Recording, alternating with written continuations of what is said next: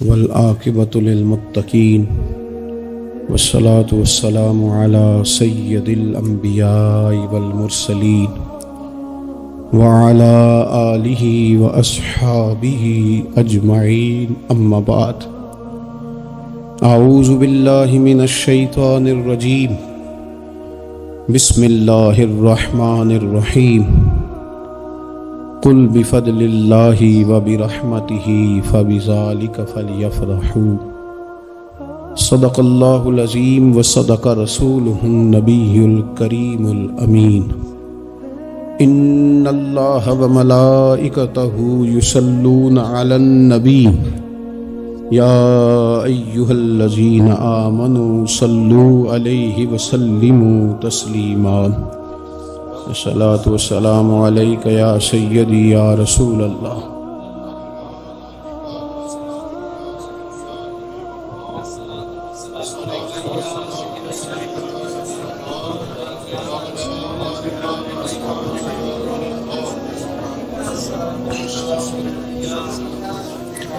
حمد و صلوات کے بعد دوستو، بزرگوں اور بھائیوں، انسان اپنی زندگی میں جیسے جیسے شب و روز طے کرتا ہے، بہت سارے مواقع زندگی میں اسے دیکھنے نصیب ہوتے ہیں۔ ہمارے ہاں کچھ تقریبات کی جاتی ہیں، خوشی کے موقع پر بھی اور غم کے موقع پر بھی۔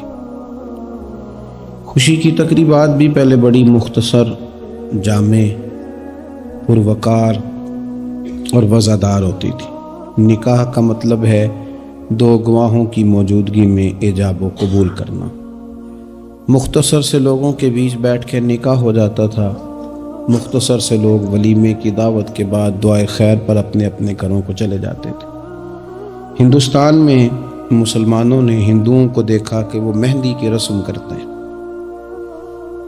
اس پر پھر اتنی زیادہ توجہ لوگوں کی بڑھ گئی کہ وہ باقاعدہ شادی کا حصہ بن گئی، باقاعدہ اس پہ بہت بڑا سرمایہ خرچ ہونے لگ گیا۔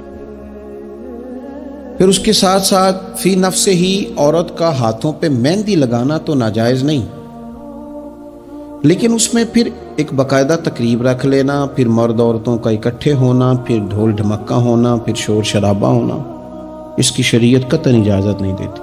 پھر یہ ہوتا تھا کہ شادی سے قبل جب رشتہ طے ہوتا تھا تو طریقہ یہ تھا کہ لڑکی اور لڑکے کا نکاح کر دیا جاتا تھا اور مناسب وقت پر رخصتی ہو جاتی تھی۔ نبی پاک صلی اللہ تعالیٰ علیہ وسلم نے حضرت سیدہ عائشہ صدیقہ رضی اللہ تعالیٰ عنہ کے ساتھ نکاح کیا اور 3 سال کے بعد رخصتی ہوئی۔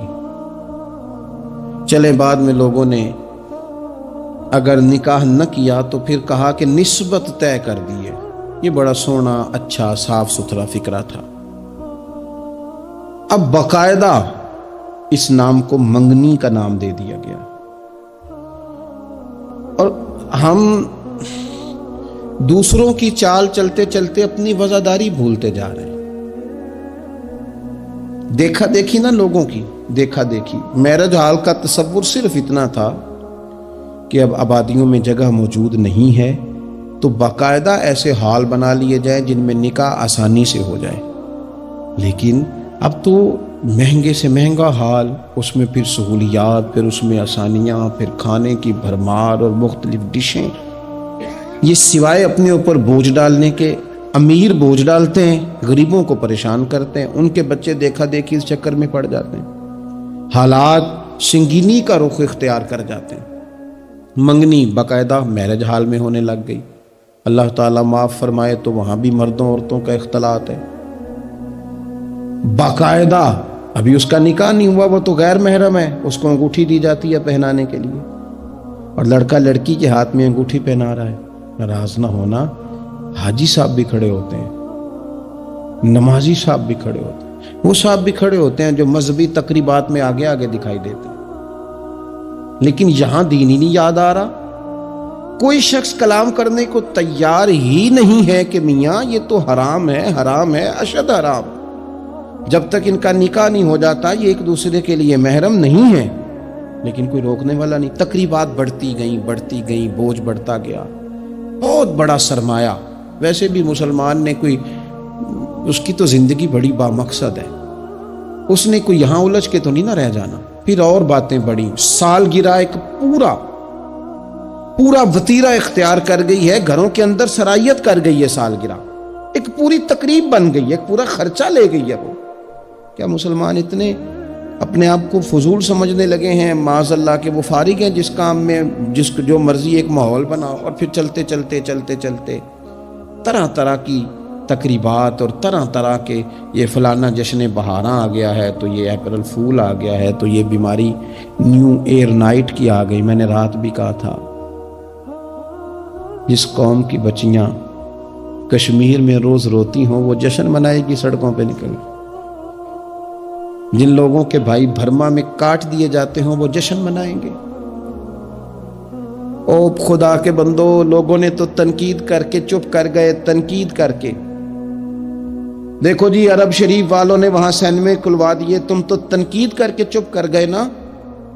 یہ وہ مقام کرب ہے، یہ وہ مقام خوف ہے۔ جب عرب کی دھرتی پہ عورتیں ناچیں گی تو مجھے بتاؤ نا، امام حسین کے دل پہ کیا گزرے گی؟ امام حسن کو کیا اس سے اذیت پہنچے؟ آپ کو پتہ ہے سیدہ پاک کو کتنی تکلیف ہوگی، مولا کائنات کو کتنی ہوگی، عثمان غنی کو، فاروق اعظم کو، صدیق اکبر کو۔ تمہیں پتہ ہے یہ عرب کا ملک کسی ایک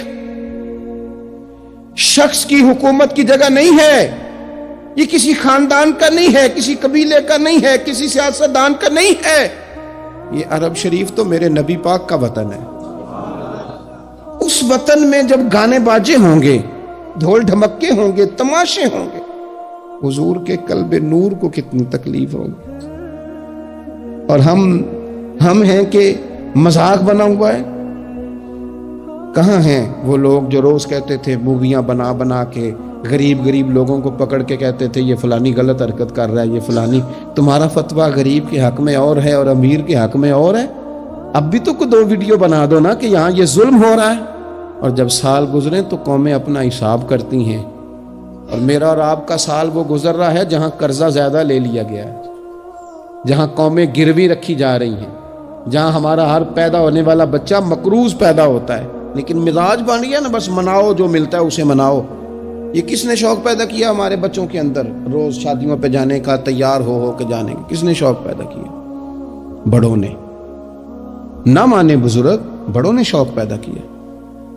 ہم نے ابلاغ اس طرح کا کیا، او کدی موقع آنا ہوں ہے انوتھے بھی نہ جائیے، ورنہ ہمارے بچوں میں شوق کبھی نہ آتا۔ ہم نے ابلاغ کیا ہے، ہم نے توجہ دلائی ہے۔